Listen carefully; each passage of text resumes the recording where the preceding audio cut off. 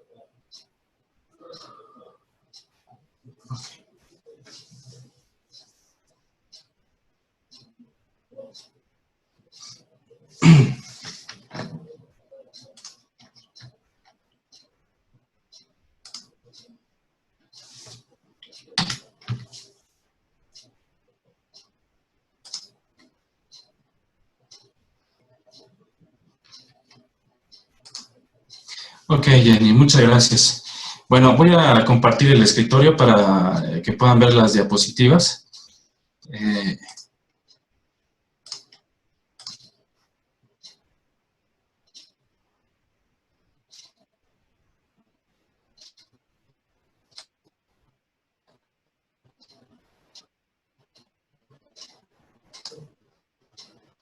Listo. ¿Sí pueden verlo, Jenny? Sí, se ve muy bien. Ok. Bueno, pues muchas gracias. Y como dice aquí en la ficha, Jenny nos hizo el favor de de realizarlo, pues vamos a ver lo que es la presentación de lo que es el tema de la omnipotencia del Padre Universal. Es algo con lo que pues es un tema que, de acuerdo a conceptos con los que uno llega a crecer, pero un concepto un tanto confuso, y pues vamos a dar inicio en esta parte. Y pues bueno, que nos hacemos esta pregunta, ¿qué es? Perdón, aquí está mi hermano Martín conmigo, acompañándome. Vini, César, ¿se me oyen? Sí, sí, te oye. Hola. Aquí está conmigo, ok. Bueno, entonces, vamos a pasar a ver qué es la omnipotencia del Padre inicialmente, ¿no? Vamos a extraer un par de significados del diccionario y vemos que la omnipotencia, literalmente, que dice todo poder, postula un poder de supremacía absoluta. En las religiones monoteístas, este poder es atribuido generalmente solo a Dios, la parte de... Otro concepto más es que es un concepto que tiene su origen en el latín omnipotentia. El término refiere a un gran poder que por lo general solo puede ser atribuido a una divinidad. En este sentido, la omnipotencia se refiere a un poder ilimitado. Toda esta parte es lo que es lo que quiere decir omnipotencia en nuestros términos, básicamente de nuestro diccionario de la lengua española. Pero pero estos solamente son los conceptos humanos que tenemos como omnipotencia. Vamos a pasar a ver, vamos a trascender esta parte de lo que tiene que ver con la omnipotencia de nuestro Padre. Pues bueno, vamos a ver en esta diapositiva, se las voy a leer despaciamente. Dice, si se fijan en esta parte de aquí del inicio de la diapositiva, tiene la página y el capítulo y el párrafo donde se extraen estas citas, donde pues toda esta parte viene del libro. Bueno, la omnipotencia del Padre pertenece a la dominación ubicua del nivel absoluto, en donde las tres energías, material, mental y espiritual, son indistinguibles en estrecha proximidad a Él, la fuente de todas las cosas. La mente de la criatura, no siendo ni mota ni espíritu del paraíso, no responde directamente al Padre Universal. Dios se ajusta a la mente imperfecta de los mortales de Urantia a través de los ajustadores del pensamiento. Y pues bueno, ¿qué nos dice esta parte? Obviamente la parte de la omnipotencia se da a través de los tres niveles: mental, material y espiritual, pero al nivel de la divinidad pues es indistinguible por ejemplo, en el paraíso, que todo está unificado. Pero aquí donde estamos todo está divergente, se tiene que unificar a través de la mente. Por eso es que dicen que la mente de la criatura, no siendo ni mota ni espíritu del paraíso, no responde directamente a lo que es a esas energías del paraíso, ¿no? Por eso es que está sujeta básicamente a los ajustadores del pensamiento. Por eso es que nosotros, para poder empezar a persuadir lo que es la omnipotencia del Padre, pues tenemos que tener forzosamente un ajustador del pensamiento para hacerlo. Si no lo tuviéramos, yo creo que sería prácticamente imposible. Pues bueno, es de acuerdo a nuestras limitaciones. Tenemos que la omnipotencia divina está perfectamente coordinada con los otros atributos de la personalidad de Dios. Ordinariamente, el poder de Dios solo está limitado en su manifestación espiritual en el universo por tres condiciones o situaciones. Una, que es por la naturaleza de Dios, especialmente su amor infinito por la verdad, la belleza y la bondad. Dos, por la voluntad de Dios, su ministerio de misericordia y la relación paternal con las personalidades del universo. Y tres, por la ley de Dios, por la rectitud y justicia de la eterna Trinidad del paraíso. A estas tres partes se limita lo que es la parte de lo que es la omnipotencia de Dios, no porque Dios no pueda hacer cosas, sino realmente Él no no va a hacer cosas que no estén dentro de sus propios preceptos. Bueno, entonces, regresando a la parte del tema, comentaba que Dios está limitado en su manifestación espiritual en los universos por tres condiciones. Entonces, las que vimos que es por la naturaleza de Dios, por su voluntad y por la ley de Dios. Pero es una cuestión que se ve limitada, pero por sus propios preceptos y por el plan divino y por su propia naturaleza. Dios no va a hacer cosas que no estén dentro de su propio precepto. Bueno, vemos que la naturaleza de Dios nos dice que es especialmente por su amor infinito, por la verdad, la belleza y la bondad. Dios no va a extender su omnipotencia o no se va a salir de esos valores supremos. En la parte de lo que es la voluntad de Dios, que es su ministerio de misericordia, la relación paternal con las personalidades del universo, tampoco va a invadir y tampoco va a... Ya se dibujó algo ahí. Ok, no importa. Ya, pero tampoco va a ir en contra de esa parte. Y la parte de la ley de Dios por la rectitud, justicia de la eterna Trinidad del paraíso. Todo este tipo de cosas van a hacer que la omnipotencia de nuestro Padre Universal se lleve a cabo de acuerdo a todos estos preceptos. No se va a salir de esto. No va a llevar a cabo ningún tipo de acción que no esté dentro de o encerrado en sus mismos preceptos, vamos. No es como normalmente nos lo pintan en las religiones institucionales o como los conceptos que uno normalmente lleva a creer, en la que la omnipotencia de Dios pues nos iba a pegar con un gran poder en el sentido de que nos podía destruir, de que nos podía castigar, o que podía hacer cualquier otra cosa si no llevamos a la religión de acuerdo a los propios preceptos religiosos.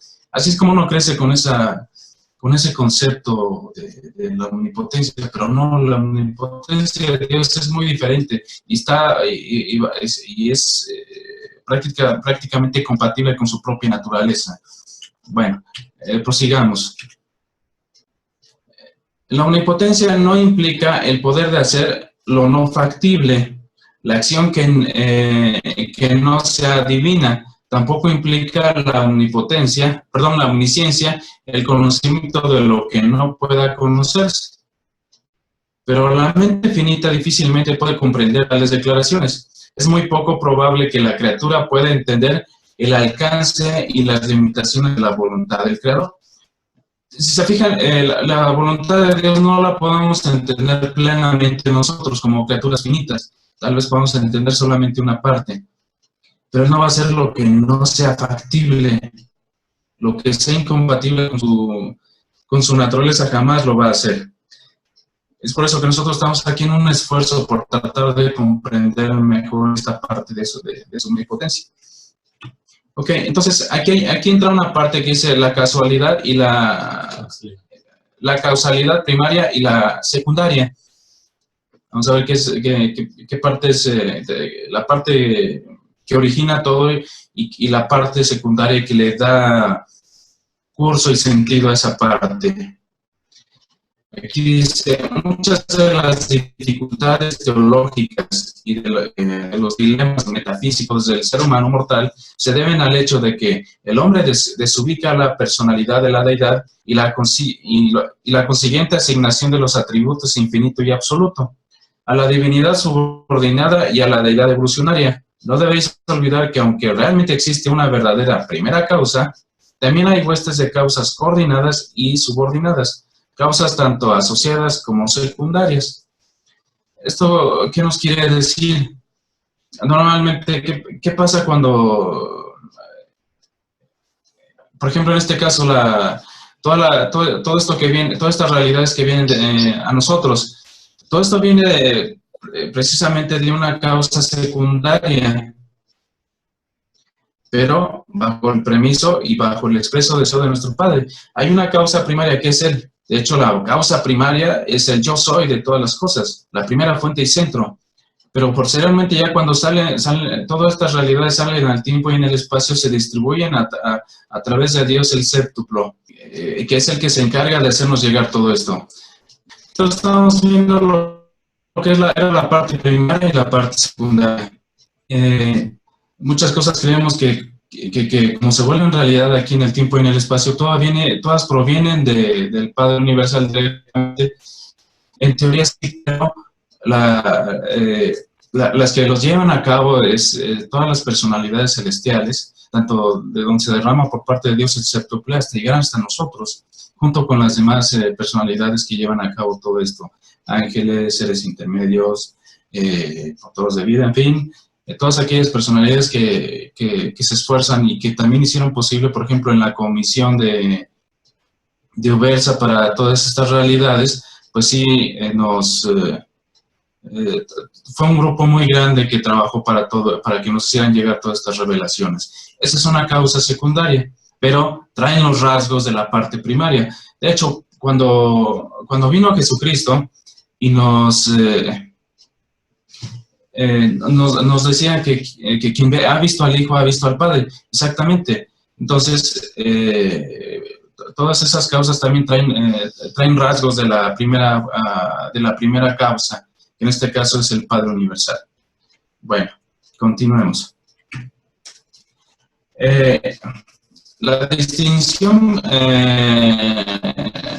vital entre causas primeras y causas segundas es que las causas primeras producen efectos originales libres de la herencia de todo factor derivado de la causalidad antecedente. Las causas secundarias producen efectos que invariablemente exhiben la herencia de otra causa precedente.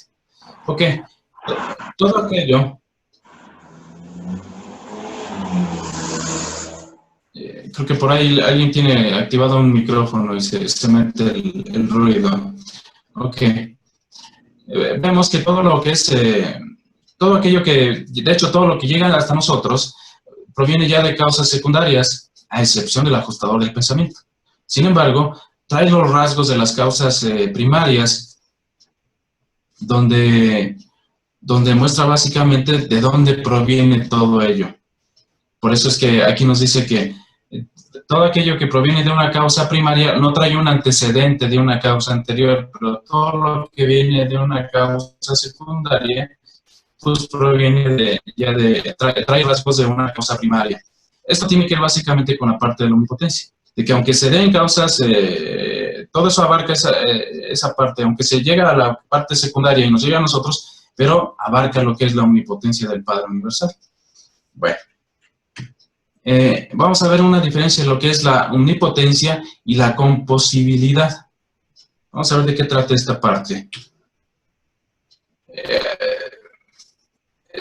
La composibilidad quiere decir que se puede hacer todo, pero aquí la cuestión es de que la omnipotencia no va a hacer lo que no se puede hacer. Dice, la omnipotencia de la deidad no implica el poder de hacer lo que no se puede hacer. Dentro del marco espacio-temporal y desde un punto de referencia intelectual de la comprensión mortal, aún el Dios infinito no puede crear círculos cuadrados ni producir mal que sea inherentemente bueno. Bueno, entonces, Dios no va... Por ahí una paradoja que ponen muy a menudo, hasta la van a poder ver en internet, que si Dios puede crear una piedra que Él no pueda sostener. Si puede crear una piedra que no puede sostener, entonces quiere decir que no tiene la suficiente capacidad para poder sostener esa piedra. Y si no, y al revés, si no pudiera crear esa piedra que no pudiera sostener, quiere decir que no tuviera esa capacidad. Es una paradoja que no tiene nada que ver básicamente con los propios preceptos del Padre. Él va a hacer todo lo que con propósito se deba hacer, todo lo que lleve el plan divino, no lo que no tenga sentido ni forme parte de su realidad. Eso trata la omnipotencia. Dios no puede hacer lo que no se parezca a Dios. Dicha contradicción en términos filosóficos es equivalente a una no entendible e implica que nada se crea de esta manera. Un rasgo de la personalidad no puede ser al mismo tiempo semejante y no semejante a Dios. La composibilidad es innata en el poder divino. Y todo esto se deriva del hecho de que la omnipotencia no solo crea cosas con una naturaleza, sino que también da origen a la naturaleza de todas las cosas y seres. ¿Sí? Entonces, como habíamos mencionado, todo lo que va a crear Dios y todo lo que va a hacer, obviamente va a traer sus rasgos y se va a parecer a Él, pero va a tener rasgos en potencia, con el destino de que con la finalidad de que lleguen a parecerse más a Él, pero ese es el propósito. Entonces, no solo, es como dice aquí, que no solo crea cosas con naturaleza, sino que también da origen a la naturaleza de todas las cosas. ¿Sí? Entonces, todo lo que nosotros vamos a ver que tiene en nuestro medio ambiente, en nuestro planeta, en todo, vamos a ver que todo lo que se fue creado y todo lo que viene evolucionando, tanto físico, intelectual como espiritual, todo tiene un propósito. Y que la omnipotencia del Padre está ahí para poder darle un propósito, como debe ser, no va a ser nada ilógico. Y que aunque en el momento nos pueda parecer que no tiene sentido, y el tiempo no lo va a ir dando, pero obviamente sí tiene sentido. En el comienzo el Padre lo hace todo, pero a medida que el panorama de la eternidad se va viendo en respuesta a la voluntad y a los mandatos del infinito, se hace cada vez más aparente que las criaturas, algunos hombres, han de volverse los socios de Dios en la realización de la finalidad del destino. Entonces, en la medida que nosotros vamos evolucionando, vamos creciendo más espiritualmente, algo que menciona mucho Jenny, cuando el ser humano renace del espíritu, entonces se va volviendo colaborador de ese plan con el Padre, ¿no? Y ya forma parte de la omnipotencia. Entonces, como colaboradores mismos de ese plan divino. Hasta el momento, ¿alguna duda, alguna pregunta que tengan? Yo con mucho gusto la atiendo con todos ustedes. Ok.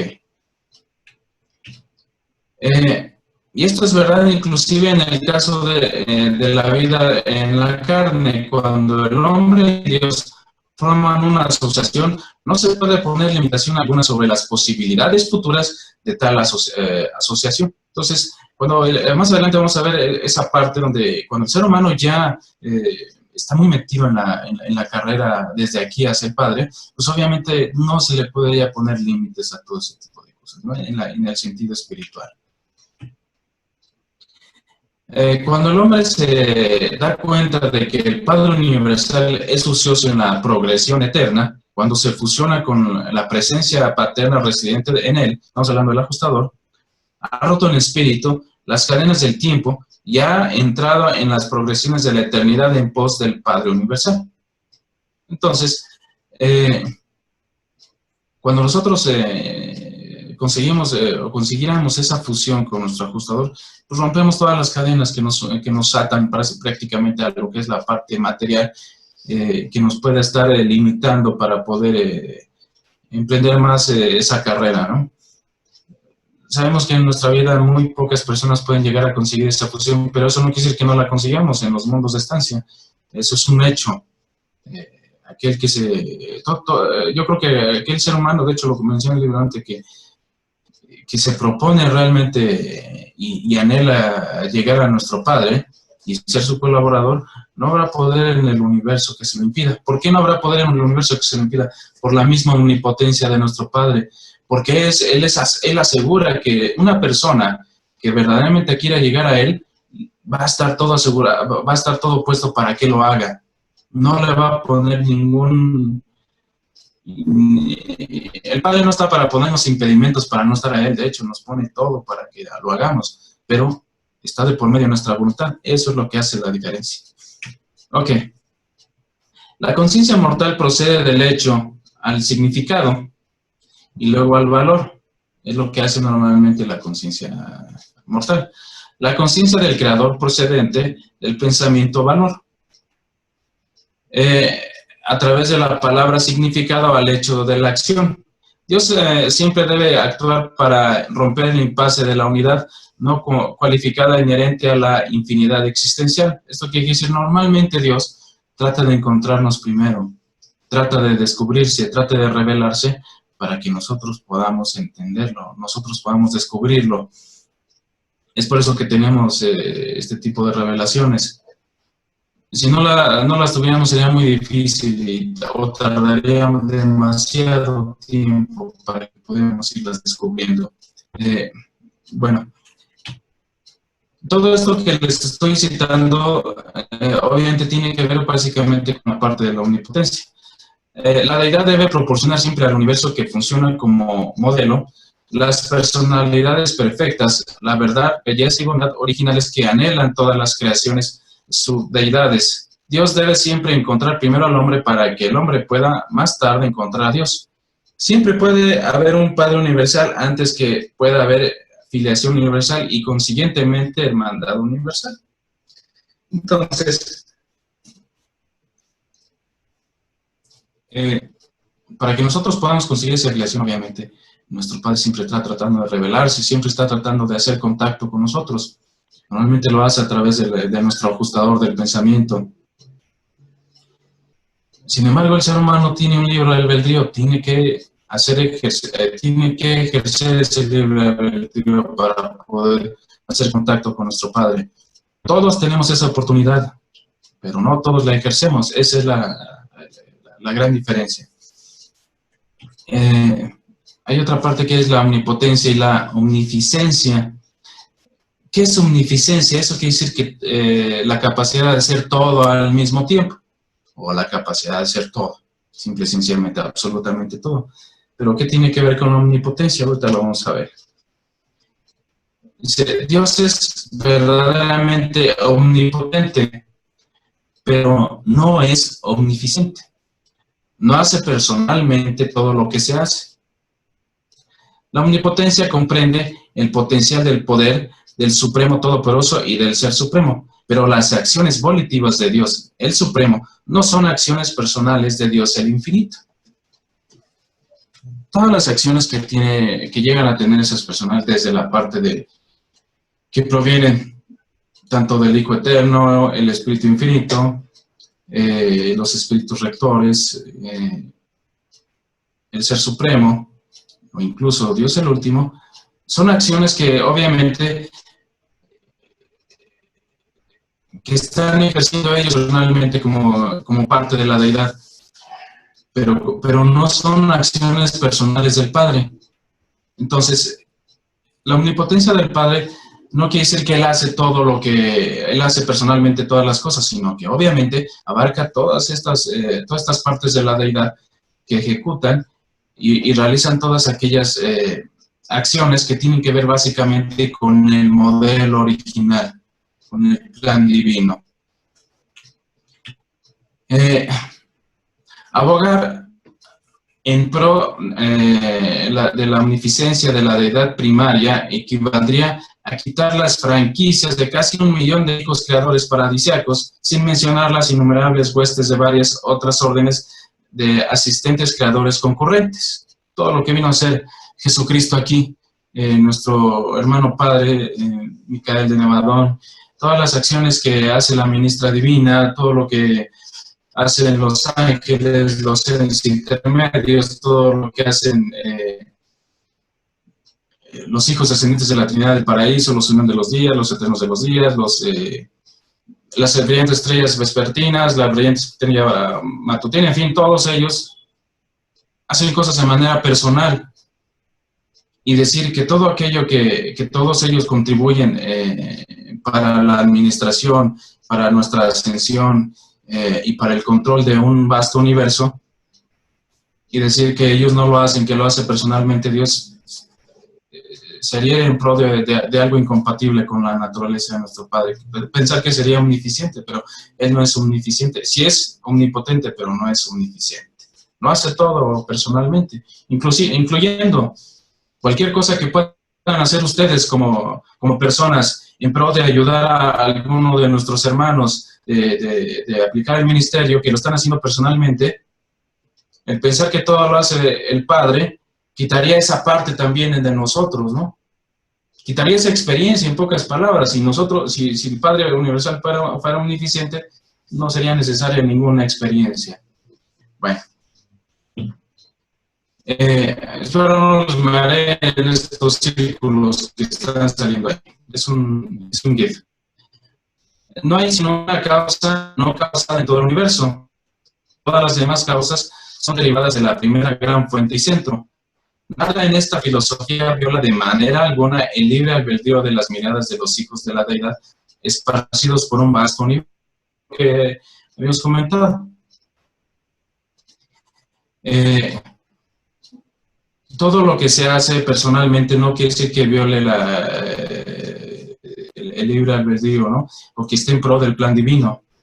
Todo lo que sea real se va a tener realidad. Entonces, como habías dicho, la causa, hay solamente una causa no causada, pero todo lo que nosotros hagamos va a traer rasgos de esa primera causa o de esa causa no causada, ¿no?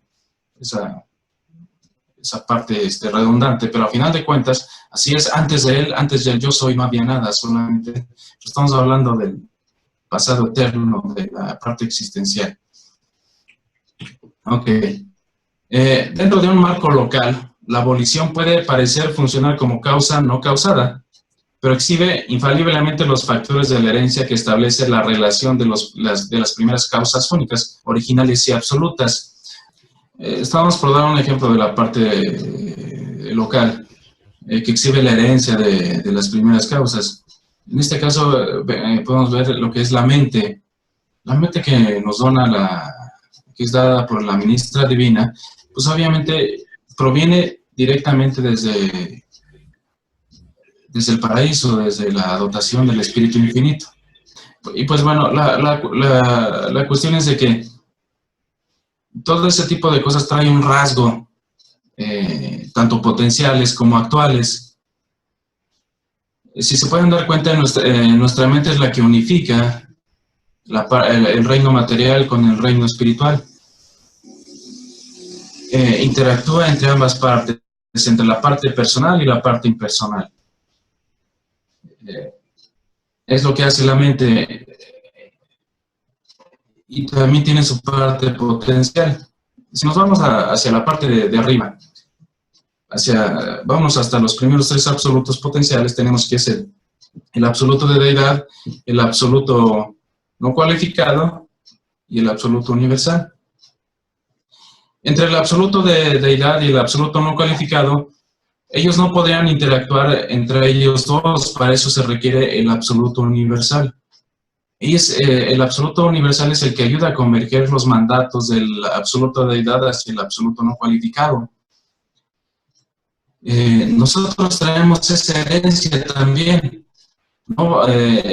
Para poder converger entre la parte personal e impersonal, necesitamos la mente. De hecho, la mente proviene hasta arriba, aunque venga en la parte actualizada, viene del Espíritu Infinito, pero en potencial viene desde el absoluto universal.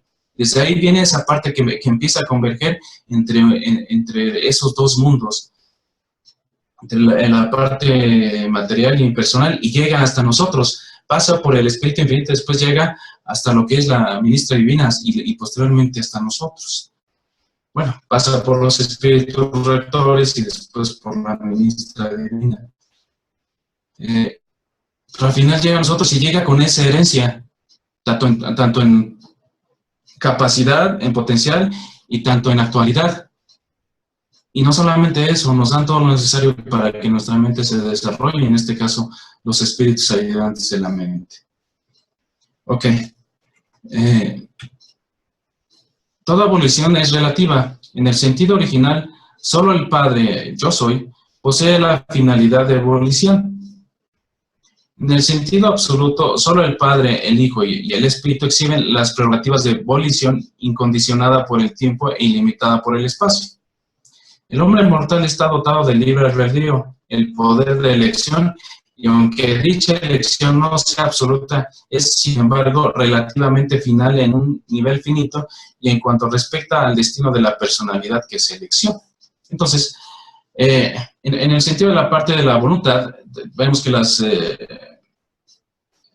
deidades del paraíso son absolutas en ello. El ser humano tiene también voluntad, tiene libre albedrío, pero no es absoluto. pero dentro de su espectro de voluntad es soberano en ejercer ese libre albedrío, ¿no? Entonces, y más concerniente al destino de su propia personalidad. Vuelvo a repetir, ¿alguna duda, algún comentario que tengan al respecto? Estoy a la orden para cualquier cosa. Ok. La evolución en cualquier nivel no llega al absoluto encontrar limitaciones. Perdón, vuelvo a leer. La evolución en cualquier nivel que no llegue al absoluto encuentra limitaciones, las cuales son constitutivas en la personalidad misma que ejerce el poder de la elección. El hombre no puede elegir más allá de la gama de lo que es elegible. No puede, por ejemplo, elegir ser otra cosa en vez de un ser humano, salvo que pueda elegir más que un ser humano, ser más que un hombre. Puede elegir embarcarse en el viaje de la ascensión de los universos, pero esto se debe a que la elección humana y la voluntad divina coinciden en ese punto, y lo que el Hijo anhela y el Padre desea, ciertamente ocurrirá. Nosotros tenemos un espectro de elección. No podemos elegir otra cosa que no seamos nosotros, a menos que querramos ser más que eso en el sentido espiritual. No podemos elegir ser un animal, no podemos elegir ser una cuestión meramente material, o una cuestión meramente energía. No podemos elegir ser únicamente eso. Somos lo que somos y podemos elegir más de lo que somos, pero lo que conlleva dentro del plan divino, a esa línea que nos lleva al Padre. Entonces ahí es donde nuestra voluntad se alinea con la de nuestro Padre, entonces las cosas suceden. Y van a suceder porque ahí se topan inmediatamente con la omnipotencia de nuestro Padre. Cuando concuerda con esa voluntad, pues entonces no habrá poder en el universo que pueda realmente impedir esa parte. Entonces, por eso es que dice que lo que el Hijo anhela y el Padre desea ciertamente ocurrirá, porque se encuentran en la misma línea de elección, o de voluntad, básicamente. En la vida mortal se abren y se cierran continuamente caminos diferenciales de conducta, y durante los tiempos en los que es posible la elección, la personalidad humana está constantemente decidiendo entre estos muchos tipos de acción. La evolución temporal se vincula al tiempo y debe aguardar el paso del tiempo para encontrar la oportunidad de expresión. La evolución espiritual ha comenzado a saborear la liberación de las cadenas del tiempo, habiendo alcanzado un escape parcial de la secuencia temporal, y en eso se debe que la evolución espiritual se autoidentifica con la evolución de Dios. Yo creo que todos en nuestra propia vida encontramos vaivenes en nuestra propia vida y que tenemos que estar constantemente eligiendo, y siempre vamos a estar eligiendo básicamente nuestra supervivencia, nuestro desarrollo espiritual, nuestra trascendencia a través de esos caminos. Y dentro de nuestra propia realidad siempre vamos a tener ese camino de elección. Entonces, y eso es necesario forzosamente, si no tendríamos ningún panorama de expresión. Entonces, forzosamente, constantemente, todos los días, a cada momento, tenemos que estar ejerciendo esa acción volitiva, forzosamente siempre. No va a pasar un día que no tengamos que estar ejerciendo nuestra propia voluntad. Entonces, lo que tenemos que hacer es ver realmente cómo la estamos ejerciendo y hacia dónde la estamos conduciendo, básicamente, ¿no? La evolución, en este caso, vuelvo a repetir, es voluntad. El acto de elegir debe funcionar dentro del marco universal que se ha actualizado en respuesta a una elección previa y más elevada. La entera gama de la voluntad humana está estrictamente limitada por lo finito, excepto en un detalle. Cuando el hombre elige encontrar a Dios y ser como Él, dicha elección es superfinita. Solo la eternidad podrá revelar si esta elección es también superabsónita. ¿Esto qué quiere decir? Dentro de nuestras elecciones que queramos ser más que nosotros mismos, pero a final de cuentas es una elección finita, solamente el tiempo podrá decidir o revelar si esa acción fue solamente superfinita o si posteriormente se va a encontrar una elección superabsónita, pero eso el tiempo, no ahorita, sino de aquí hasta el paraíso, es la que va a ir revelando todo ese tipo de causas de la propia elección. El reconocer la omnipotencia de la deidad consiste en disfrutar de seguridad en tu experiencia de ciudadanía cósmica, poseer la certeza de la seguridad en el largo viaje al paraíso, pero aceptar la falacia de la omnificencia es abrazar el colosal error del panteísmo, ¿no? Entonces, es lo que les comentaba, disfrutar de esa seguridad de que vamos a tener asegurado el camino de aquí hasta el paraíso, pero siempre y cuando nuestra voluntad esté de por medio. Esa es la única limitante. De ahí en fuera el Padre pone la mesa para que así sea. Es más, muchas veces hasta en la misma Biblia hay una parte donde dice que la mesa del Señor está puesta, solamente tenemos que acercarnos a tomar de ella, ¿no? Entonces, y esa es la verdadera omnipotencia de nuestro Padre. No es que pueda hacer cosas a voluntad en cualquier momento para destruir, para justiciar o todo ese tipo de cosas. No tiene nada que ver con eso. Tiene que ver básicamente con esto, con algo que es verdaderamente compatible con su propia naturaleza y que se va a llevar a cabo con los anhelos que nosotros tengamos para con él. Ok, veamos lo que es la omnisciencia y la predestinación. ¿Qué quiere decir la omnisciencia y qué es la predestinación? Omnisciencia es que lo conoce todo, y la predestinación es como si tuviésemos ya algo predestinado, algo, dijéramos, pues tu destino es este, ya tu destino está marcado, ya está escrito en el libro de la vida, todo ese tipo de cosas. Entonces, vamos a realmente, ¿cuál es la verdadera realidad de todo esto? La función de la voluntad del Creador y de la voluntad de la criatura es en el gran universo, opera dentro de los límites y de acuerdo con las posibilidades establecidas por los arquitectos maestros. Esta preordenación de estos límites máximos no limita, sin embargo, en lo más mínimo, la soberanía de la voluntad de la criatura dentro de estas fronteras. Obviamente, los arquitectos del universo maestro, pues obviamente tienen determinados tales modelos de vida y tales modelos de creación, pero eso no quiere decir que tengan que controlar la voluntad del ser humano. La voluntad siempre va a estar, si no, no sería voluntad. Siempre va a poder ejercer su libre albedrío. Tampoco constituye el preconocimiento último con la plena libertad de toda elección finita, una abrogación de la evolución finita.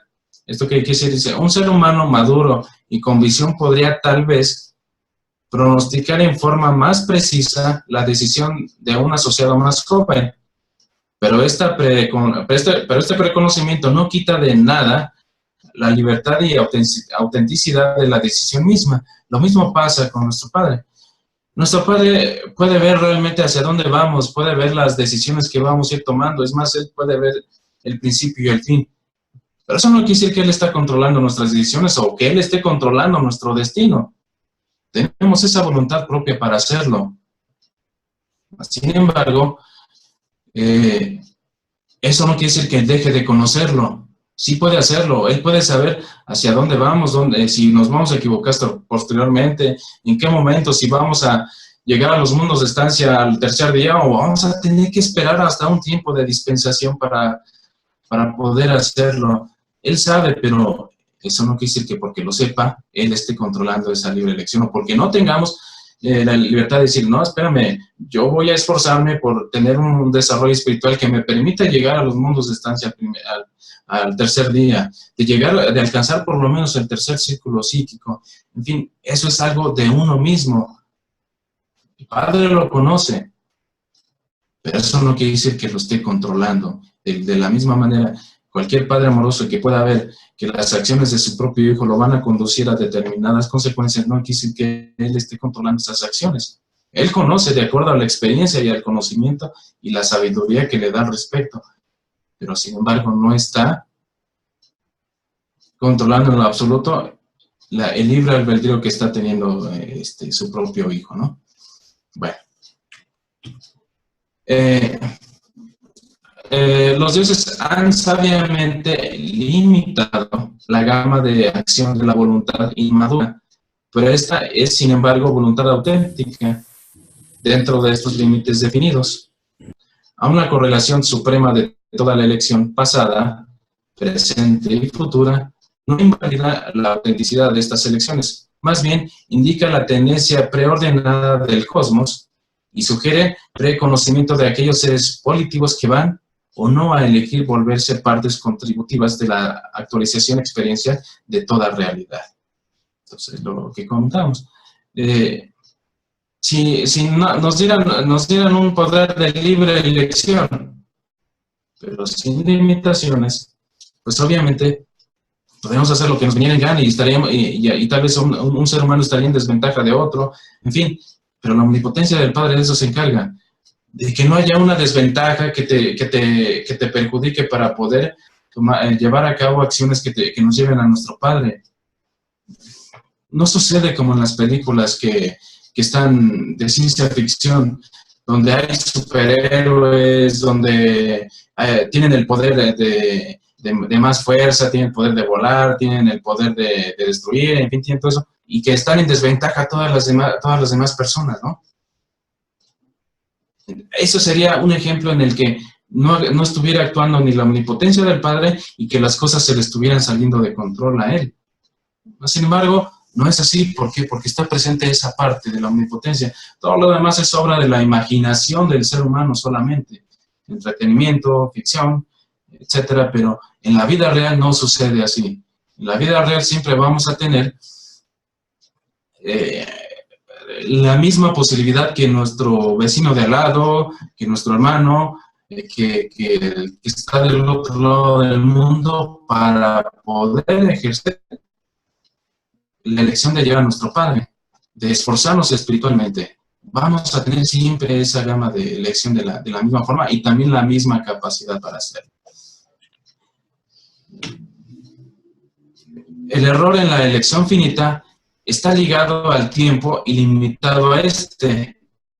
Puede existir solo en el tiempo y dentro de la presencia evolutiva del Ser Supremo. Tal elección errónea es posible en el tiempo e indica, además de la inmadurez del Supremo, esa cierta gama de elección con la cual han de estar dotadas las criaturas inmaduras para disfrutar de la progresión universal al hacer el contacto por libre albedrío de la realidad. No podemos elegir a nuestro Padre si no podemos elegir no elegirlo, si podemos elegir otra cosa que no sea Él. Debe existir un nivel de realidad y un panorama en el que podamos elegir otra cosa aparte de Él. Si no, no sería elección. Entonces, cuando existe el error en las elecciones de cada ser humano, quiere decir que está ejerciendo esa capacidad, pero ¿por qué? También se encuentra incompleta el desarrollo de esa persona. Aquí nos dice que tal elección de error marca la incompletez del Supremo. Estamos hablando que el Supremo en este caso pues también va de la mano de del propio desarrollo experiencial de todo el gran universo. Entonces, en la medida en el que el ser humano, el universo se perfecciona, en esa medida también el Supremo se va a ir perfeccionando. Acuérdense lo que decía Jesucristo acerca del discurso del bien y el mal. Él se refería al mal como la observación de lo incompleto dentro del mismo universo observable. Entonces, utilizamos mucho esa palabra del mal, como esto está mal, lo hiciste mal, te quedó mal. ya no me hagas mal, en fin, tantas cosas para que utilicemos esa palabra mal que se forma parte de nuestro propio vocablo cotidiano, pero porque forma parte de algo que está incompleto. Por eso es que utilizamos esa palabra mal. Ok, pero que forma parte también de nuestra propia elección y de nuestro libre albedrío. El pecado en el espacio condicionado por el tiempo prueba claramente la libertad temporal, aún la licencia de la voluntad finita. El pecado ilustra la inmadurez vislumbrada por la libertad de la voluntad relativamente soberana de la personalidad, que al mismo tiempo no es capaz de percibir las obligaciones y deberes supremos de la ciudadanía cósmica. Entonces, cuando el ser humano no es consciente de esos deberes supremos de su propia ciudadanía cósmica, es cuando incurre en esta parte del pecado, ¿no? Que es la persistencia del mal actual. Entonces, pero es una acción volitiva a final de cuentas, y es algo que el Padre Universal está respetando, y va a tener todo este tipo de panoramas o condiciones de elección para poder elegir, aunque sea el mismo pecado. Y la iniquidad en los dominios finitos revela la realidad transitoria de todo yo no identificado con Dios.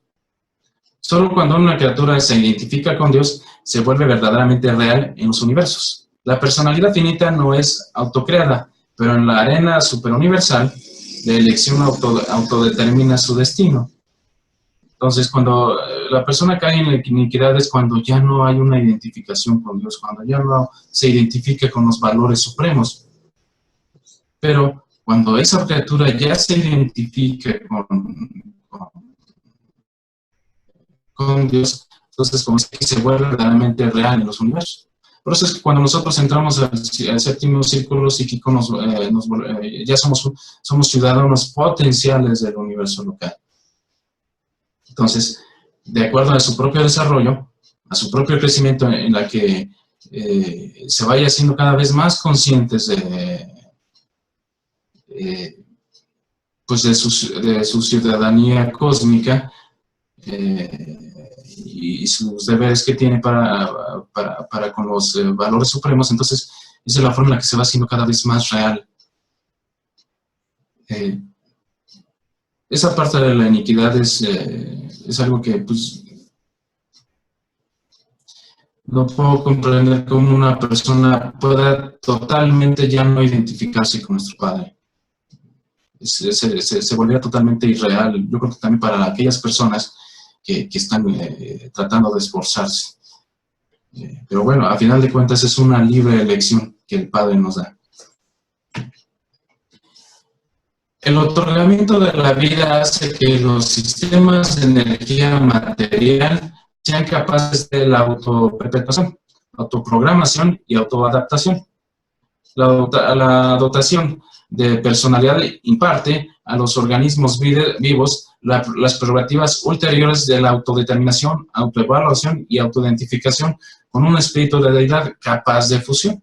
Entonces, cuando nacemos, obviamente nacemos con una personalidad, con una mente, que nos va a dar que a través de la mente la personalidad va a ejercer esa parte de la autoperpetuación, autoprogramación, autopropagación y autoadaptación. Pero todo va a depender tanto del desarrollo de la mente, tanto del desarrollo de la misma personalidad. Pero normalmente todos nacemos con esas prerrogativas ulteriores. Bueno. Las cosas vivas subpersonales indican que la mente puede activar la energía materia, primero en forma de controladores físicos y luego como espíritus oyentes de la mente. La dotación de la personalidad proviene del Padre e imparte prerrogativas únicas de elección al sistema viviente. Entonces, ese sistema viviente, pues obviamente forma tanto la parte del yo, tanto la personalidad, la mente, el cuerpo y el espíritu. Entonces, todo tiene que conllevar para esa parte y de la misma energía al mismo tiempo. A todos nos dotan de la misma manera. Yo creo que ahí va a depender mucho de la misma autoprogramación que va teniendo uno desde el principio para poder ejercerlo ya de grande. Pero si la personalidad tiene la prerrogativa de ejercer la elección positiva de la identificación con la realidad, y si esto es una elección verdadera y libre, entonces la personalidad en evolución también debe tener la opción de elegir volverse autoconfusa, autodesorganizada o autodesorganizadora y autodestructiva. No se puede evitar la posibilidad de la autodestrucción cósmica si la personalidad en evolución ha de ser verdaderamente libre en el ejercicio de la voluntad finita. Entonces, no va a poder ejercer, como dice aquí, no va a poder ser libre en ese ejercicio de voluntad si no tuviera la libertad de volverse autodestructivo, autodesorganizador y autoconfuso, ¿no? Tiene que tener toda esa libertad para poder tener ese ejercicio de la voluntad finita, forzosamente. Si no lo teníamos, seríamos autómatas, seríamos robots. No podríamos experienciar en pocas palabras. Entonces, a la hora que uno va ejerciendo todo ese tipo de prerrogativas y dependiendo de los valores preconcebidos y que uno va desarrollando, es de la forma en la que uno va teniendo respuesta a través de su propia experiencia como ser humano. Es de la forma en la que uno va condicionando los resultados de su propia vivencia hacia aquellos propósitos que nos conllevan hacia la parte real de nuestro Padre, ¿no? Por lo tanto, hay mayor seguridad si se minoran los límites de elección en la personalidad a través de los niveles más bajos de la existencia. La elección se vuelve cada vez más liberada a medida que se asciende en los universos. La elección eventualmente aproxima la libertad divina cuando la personalidad ascendente alcanza la divinidad de estado, supremacía de consagración a los propósitos del universo, llenura del logro de la sabiduría cósmica y alcanza finalidad de identificación de la criatura con la voluntad y el camino de Dios. Cuando una persona menor no se le puede dar responsabilidades que no pueda cumplir en ese momento, no se le pueden encargar cosas que un adulto debería de hacer.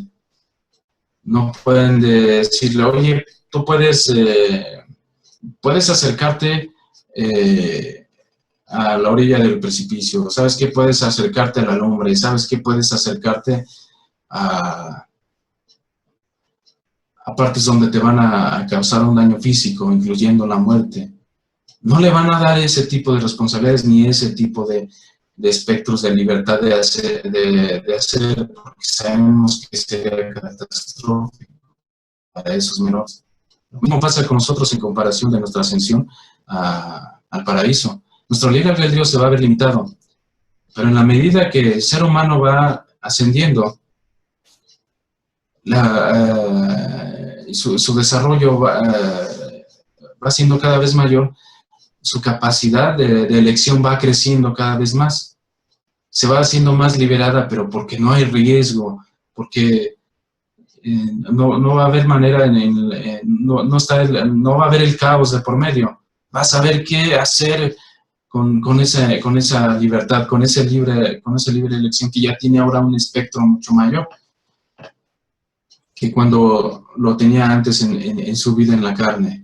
Entonces, en la medida que el ser humano va creciendo y se va desarrollando más, va aumentando más ese espectro de elección. Pero cualquier elección que vaya teniendo dentro de ese mismo espectro de elección va a ser soberana siempre.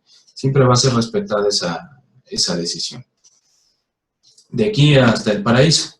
Pues bueno, de eso trata la omnipotencia del Padre también, de que todo lo que hagamos no nos va a dejar ahí que nos autodestruyamos tan fácil, o que sea algo que verdaderamente no podamos manejar, y nos va a dar un nivel de energía dentro de un espectro que sí podamos manejar.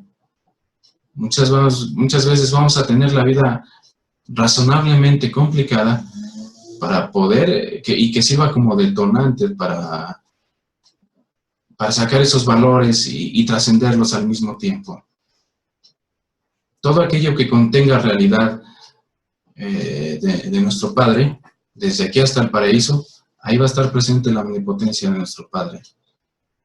Para que esa realidad la podamos ir desarrollando cada vez más, ir conquistando peldaño a peldaño, conquistas parciales, y en esa carrera pues fascinadora de aquí hasta el paraíso. Y pues bueno, con esto doy fin a la presentación. Si hay alguna pregunta con respecto a todo lo que encierra la parte de la omnipotencia de nuestro Padre, lo que acabamos de ver en las diapositivas, quedo a la orden, Jenny. Gracias, Alfredo, muy interesante. ¿Alguien tiene alguna pregunta o quisiera agregar algún comentario? Sí, adelante, Ansaldo. ¿Ibas a comentar algo, Juan Carlos? Creo que no, es que vi que levantó la mano. Sí, yo también. Ok.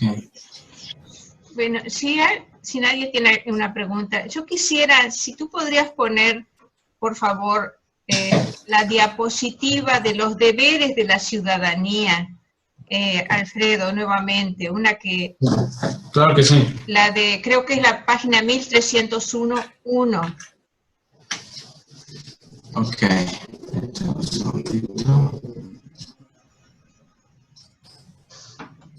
¿La página del libro o la página o la diapositiva? No sé el número de diapositiva, es la página 1301.1. Creo que es la anterior. Sí. A ver, la anterior a esta. Es esta. Esa es la 1.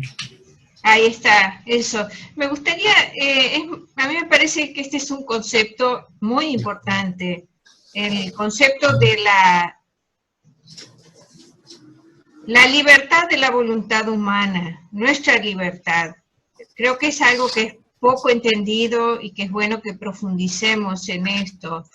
Me gustaría que nos compartas alguna reflexión sobre, aunque ya nos hablaste de este punto, pero ¿cómo consideras tú nuestros deberes en cuanto a la soberanía cósmica? Nuestros deberes, o sea, la gama de libertad que tenemos, está claro que podemos elegir salvarnos, crecer, eternizarnos o autodestruirnos. Entonces, ¿qué podemos hacer para contribuir a nuestro crecimiento en esta ciudadanía cósmica? Esa sería la pregunta. Ok, mira, si te fijas, aquí vemos que nos marca que son los deberes supremos dentro de la ciudadanía, obligaciones y deberes supremos de la ciudadanía cósmica. Esto que conlleva básicamente a los mismos valores supremos. Los valores supremos vemos que son la verdad, la belleza y la bondad. Pero ¿cómo los llevamos a la práctica a finales de cuentas? ¿No?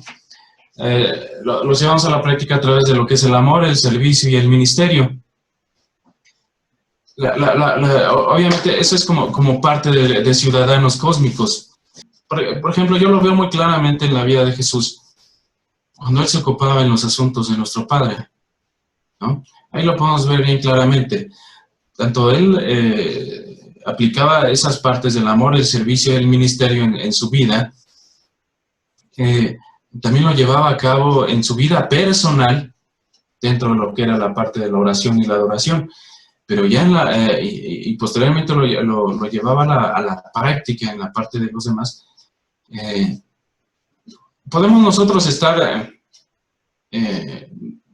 leyendo todo el tiempo el libro de Urantia o cualquier otro libro religioso, pero al final de cuentas solamente es letra muerta si no lo experienciamos, si no lo vivimos y si no llevamos a cabo un servicio de ministerio.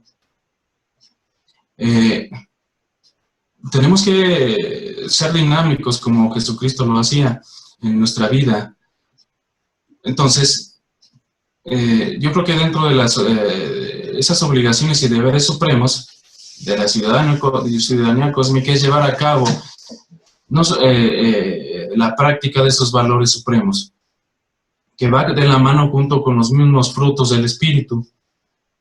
Entonces, solamente que el problema es que si no compartimos nuestra vida interior con nuestro Padre, si no alimentamos nuestra alma, si no concebimos esos valores supremos como tales, no vamos a poder rendir frutos y tampoco vamos a poder llegar a los significados de los mismos.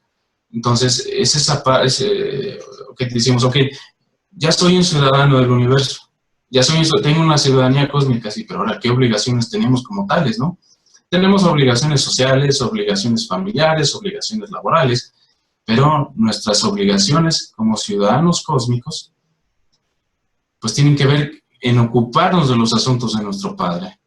¿Qué tanto estamos llevando a cabo el ministerio? ¿Qué tanto estamos llevando a cabo, ejecutando el servicio? ¿Y qué tanto estamos teniendo frutos del Espíritu? ¿Qué tanto estamos ejerciendo el amor? ¿O qué tanto estamos haciendo fluir el amor de nuestro Padre? ¿No? Y en la medida en la que alimentemos nuestra alma, en la medida en la que nosotros la hagamos desarrollar más, a través de la experiencia, de nuestras decisiones, a través de la oración y la adoración, todo eso es lo que conlleva dentro de nuestras obligaciones y deberes cósmicos, a final de cuentas, ¿no? ¿Sí?